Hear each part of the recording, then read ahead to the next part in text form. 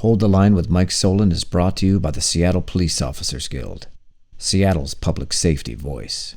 Hey, welcome back to Hold the Line with Mike Solon. Today on the pod, we're going to break down three topics. One being the latest Seattle Times hit piece against SPOG. Two being Councilmember Rob Saka's public safety ordinance, which was adopted by Seattle City Council. And the third being controversial comments from the chief of the CARES Department, Amy Barden. Log in, everybody, with me. Here we go. The line must be drawn here. This far, no farther. This is where we hold them. This is where we fight. We will not go quietly into the night. We will not vanish. Not a fight. Hold the line! Hey, so what is this latest Seattle Times hit job against the good men and women of the Seattle Police Officers Guild? Well, in the latest column from yesterday, authored by, I think, a pretty staunch cop hater, Danny Westnut, goes after SPOG with the title in his piece, Cops Snarky, quote, "This is Seattle," unquote, slogan misses their own big news. So if you're paying up, with attention to X, which is we feel is a really good platform to post truth from our union, you'll see that we've had a campaign going on for several months called This is Seattle. And what This is Seattle is captures public safety news across the city, whether it's negative or positive. Positive being, hey, even with the meager amount of staffing numbers we have as police officers in the city, we're still getting a quality job done. Given all the activism, all the staffing problems we have, all the political hand-wringing that makes our job very difficult to do, we still do an outstanding job and assist crime victims in this city. So we highlight those. The negative pieces are basically giving you the truth, talking about the crime that's impacting this entire city, the public safety crisis that Seattle finds itself in. And we comment on it. We basically have a post from somebody that's remarking on some type of lawlessness in a certain part of the city, and we repost it saying, "This is Seattle." Sometimes we'll add some commentary to it, but more often than not, we want you to deduce what's actually being posted. That's what we've been doing. The purpose of it is to continue to try to illustrate what we deal with as cops when it comes to this public safety conversation. And so Danny Westnut thought it was a good opportunity, because it might have been a slow news day yesterday, is to come after us again and highlight the fact that, hey, SPOG's putting this information out, but yet, if you look at the crime stats of the Seattle Police Department, those two are in contrary to one another.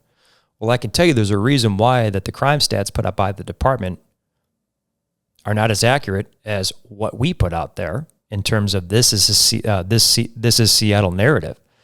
It's because if you look at overall, 911 calls from the community for public safety services are dropping.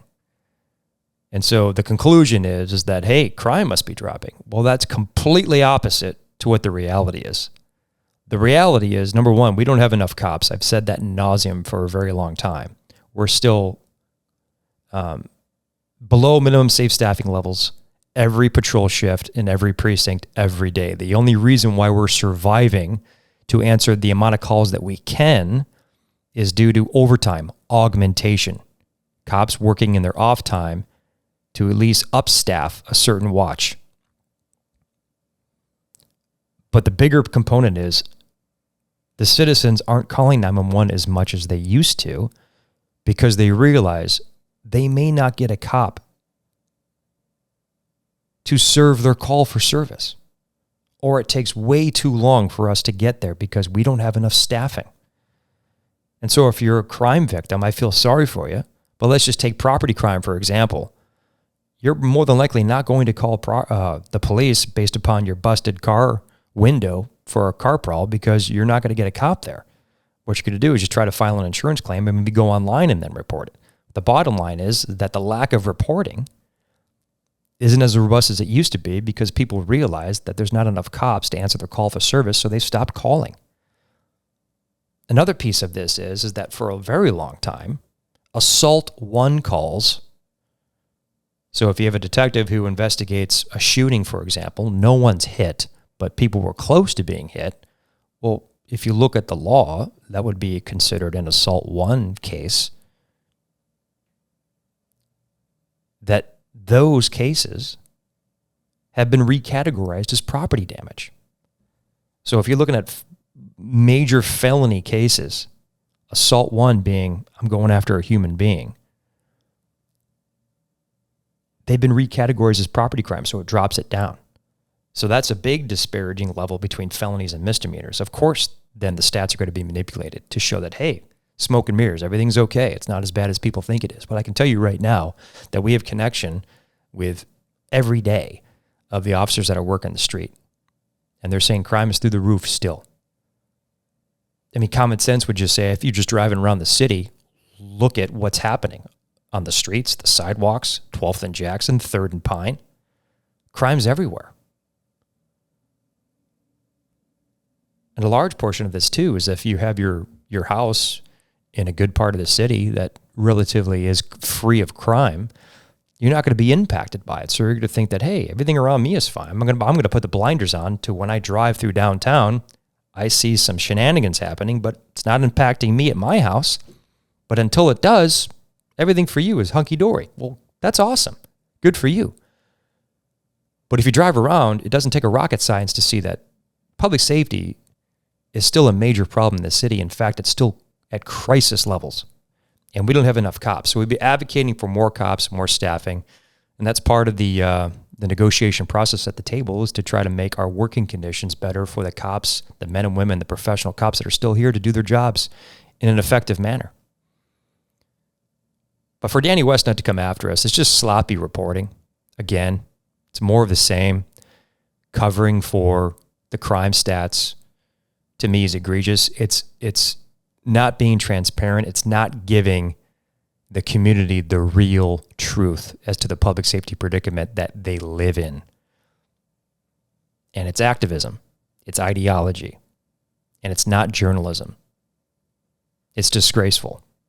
And so we're going to continue to bring This Is Seattle campaign to you so you know the truth of what's really happening out there. I just question as to why Danny Westnut does not want to provide the truth. And he's so sloppy in his reporting, he didn't even reach out to me or anybody in Spog for comment. That just goes to show you that they don't care. They're just putting a piece out there to not give you the real information. And I question as to why that is. Why do you think it is, as the audience that listens to this? Why do you think it is? Why do you think legacy media continues to do this? Well, my personal takeaway is they don't want to give you the truth. And they're going to continue to go after the men and women that do this job on a continued basis. And the people that advocate for those men and women in the police uniform is this union. And we're going to call you out every time. So Danny Westnut, change your habits, man, because it's falling flat. Legacy media is dead. You almost have zero influence anymore. I don't pay attention to you, but they could say, well, then if you don't pay attention to it, Mike, why are you covering it? Because I'm covering the news that impacts police. And until we see a shift change with the Seattle Times and they're moving away from their negative activism to more of a truthful coverage of current events and public safety matters, then I'm not gonna pump your tires and say that you're doing a great job. I'm going to say you're doing a terrible job.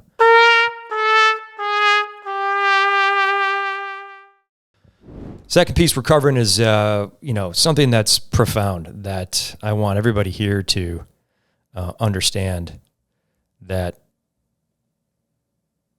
we're in a new time public safety-wise in terms of the politics of it from the Seattle City Council perspective. I'm going to let Councilmember Rob Saka's quotes speak for itself. It's about 1:20. Stay with me on this, but it's going to illustrate to you, and he's going to say it. The defund movement is dead. Check this out. And today, we have renewed reason for hope and optimism. This is a new council a new day in Seattle. We worked hard to make the Seattle Police Department a model department and grow its ranks. Some would say, oh, well, we've passed these 14 bills and no need to revisit or relive some of those painful memories. I do think we do. I think we need to acknowledge the impact that words have in order to effectively and collectively heal and move forward. But again, that's only defund is dead if this passes. That's the headline. If this passes, defund is dead. Defund is dead. This legislation allows us to collectively heal from the shameful legacy of defund and importantly, officially pivot towards a diversified response model that communities so desperately need. And I'm proud of the work of our Seattle Police Department, Seattle Fire Department, and our new Care Department. And I'm also proud of the work done by this mayor, this council, and I urge you to vote for this resolution today. Thank you. That's pretty huge news. From a city council member to say that the defund movement is dead. 5 years ago, we were battling that lunatic city council at the time on the defund nonsense, pledging 50% cuts. Now, fast forward to the present day, you've got a sitting council member elected by the citizens of the city, and thank you those that did that, got rid of the old council. This is pretty profound, and we should celebrate it. And so the entire ordinance that Rob Saka put forth was adopted by the council on April 1st. It's huge news for us, so I credit Councilmember Saka for doing that, for saying those words, and we work forward to working with him and the council to get us out of this public safety crisis. It's not going to happen overnight, but I'll read just briefly some quotes and some of the spin from this, and I'm saying that in somewhat of a sarcastic way, but here's a quote from Saka directly outside of what he just told you. This resolution is about the future of public safety in Seattle, he said.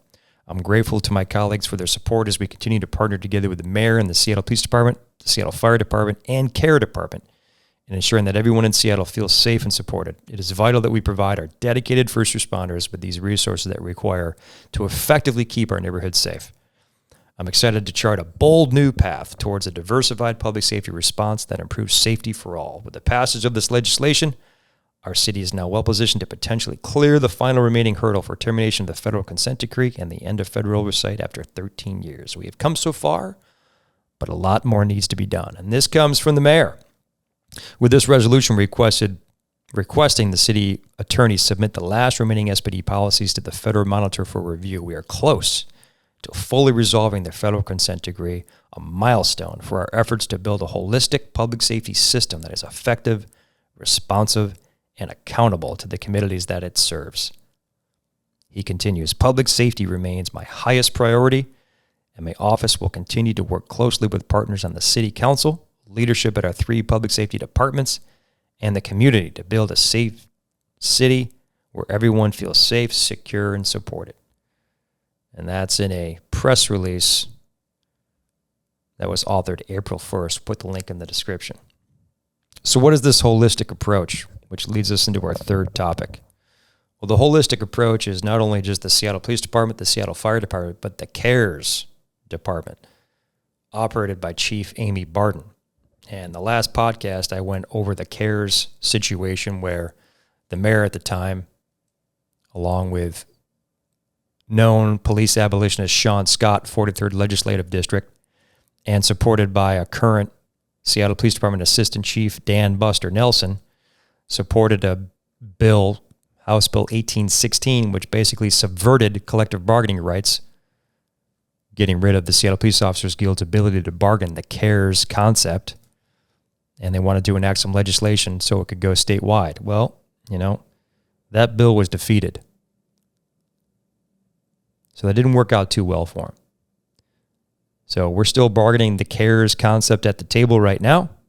As you know, We agreed to a memorandum of understanding which allows CARES to operate as you and I can talk right now, but it does sunset at the end of this fiscal year. So we're bargaining their future, if you will.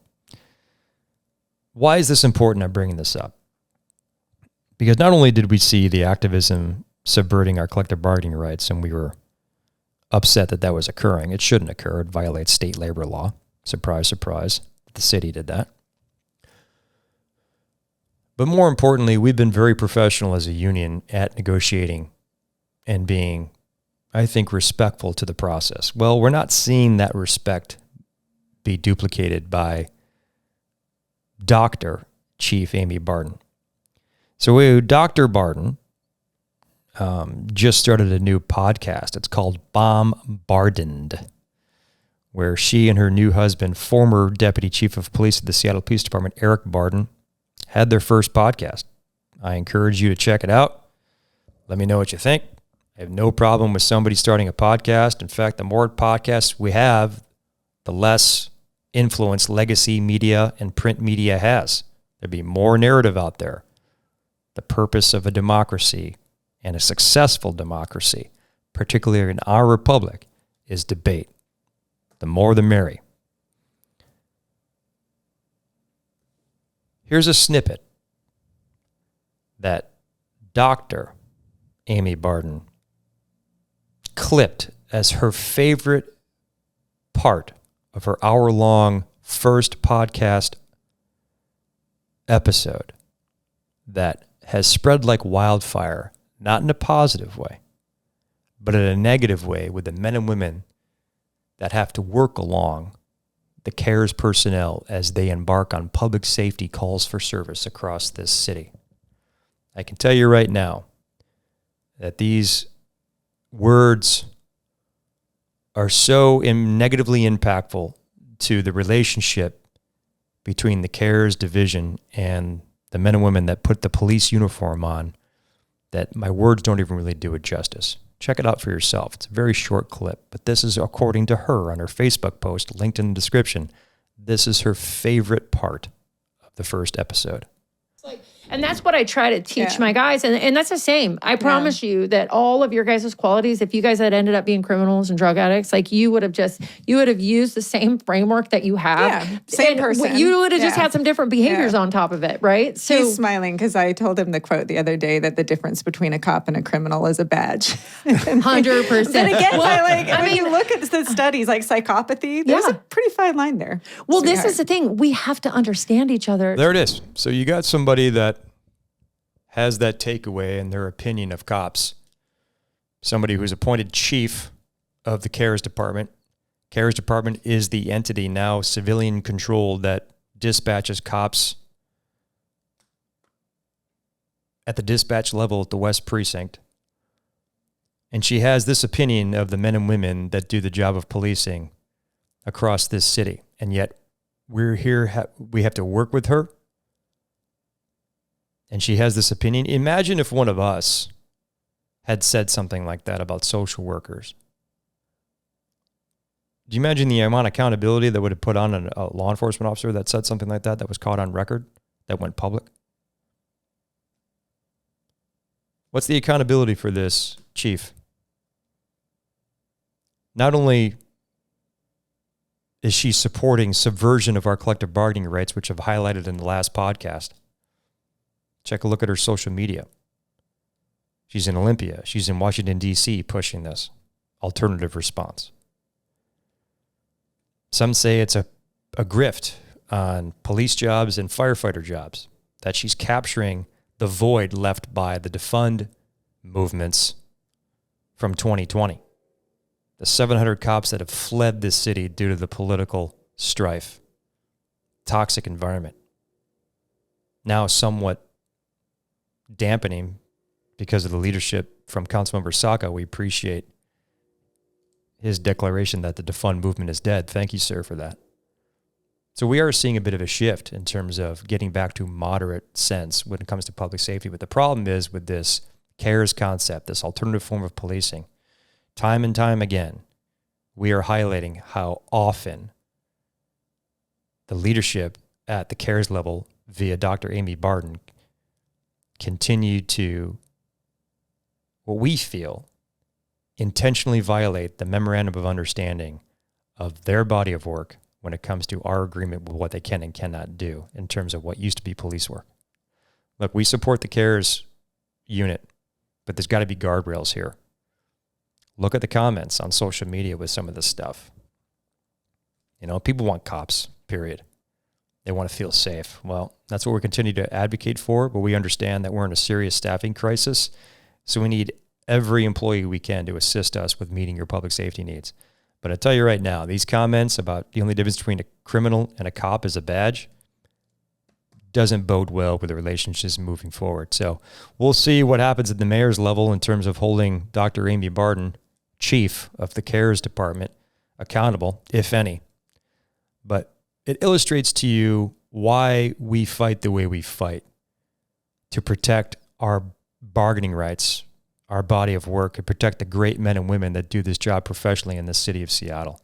Because of stuff like we have to continue to deal with like this, not only just from Danny Westnut from the Seattle Times coming after us hard in the paint, putting false information out there, throwing shade at our campaign, This is Seattle. Check it out for yourself. Spog, 1952 on X. It's incredible work by Councilmember Saka to acknowledge that that council from 2020 that promised 50% defunding cut, that movement is dead. Thank you for your leadership, sir. We look forward to working with the entire council to get us in a better public safety predicament. And third, we're going to continue to be good faith actors and bargain the CARES concept. But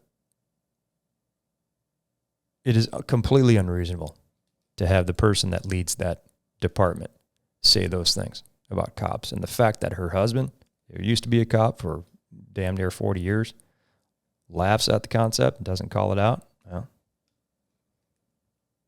what's going on there? Anyways, thanks for hanging out with us. Comments down below. Like and subscribe. Give us 5 stars, please. Defeat the activists that are trying to subvert the push of this podcast. Get to our social media handles. You can find us at X, at Spog1952. Stand up for cops. Get engaged for public safety issues, because without you, the activists will continue to push detrimental public safety measures that make our quality of life that more difficult. Thanks for watching, everybody.